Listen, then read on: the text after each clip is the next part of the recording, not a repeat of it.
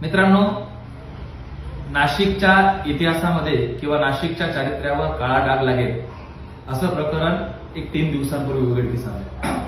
Captain Ashok खरातच्या नावानं या भोंदू भागाचा पर्दाफाश झाला.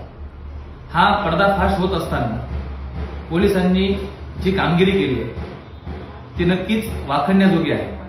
परंतु एक प्रश्न माझ्यासारख्या कार्यकर्त्याच्या मनामध्ये कायम राहतो, तो असा की जेव्हापासून नाशिक जिल्हा हा गुन्हेगारी मुक्त करायचा निर्णय नाशिक पोलिसांनी घेतला, त्यानंतर अगदी सराईत गुन्हेगारांपासून तर अगदी टपोरी गुन्हेगारांपर्यंत नाशिक पोलिसांनी पकडल्यानंतर त्यांना नाशिक जिल्हा कायद्याचा बालेकिल्ला असं वधून घेतलं गेलं.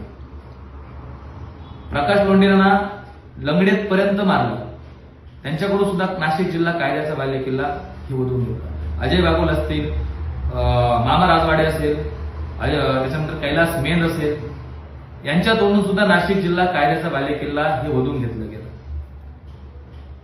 असं असताना इतका मोठा गुन्हेगार तुमच्या ताब्यात आहे, क्रमांक 1च्या युनिटने, क्राईम युनिटने त्याच्यावरती कारवाई केली आहे. मला अपेक्षा होती कॅरेडा कॉर्नरचं त्याचं ऑफिस आहे, अशा भोंदू बाबांचा पर्दाफाश होण्यासाठी, जनतेच्या मनामध्ये यांचे चरित्र उघड पाडण्यासाठी नाशिक पोलिसांनी त्याची धिंड काढायला पाहिजे होती. त्याच्या ऑफिसच्या बाहेर त्याची धिंड काढायला पाहिजे होती आणि त्या कॅप्टनकडून, अशोक खरातकडून सुद्धा नाशिक जिल्हा कायद्याचा बालेकिल्ला हे वधून घ्यायला पाहिजे होतं. परंतु आजपर्यंत तो व्हिडिओ माझ्या पाहण्यात आलेला नाही आहे.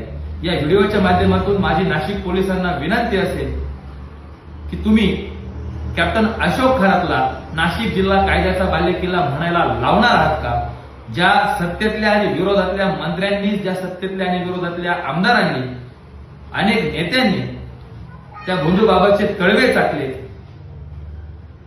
व्हिडिओमध्ये समोर आलं की त्या बाबाचं मूत्र सुद्धा प्राशन केलंय.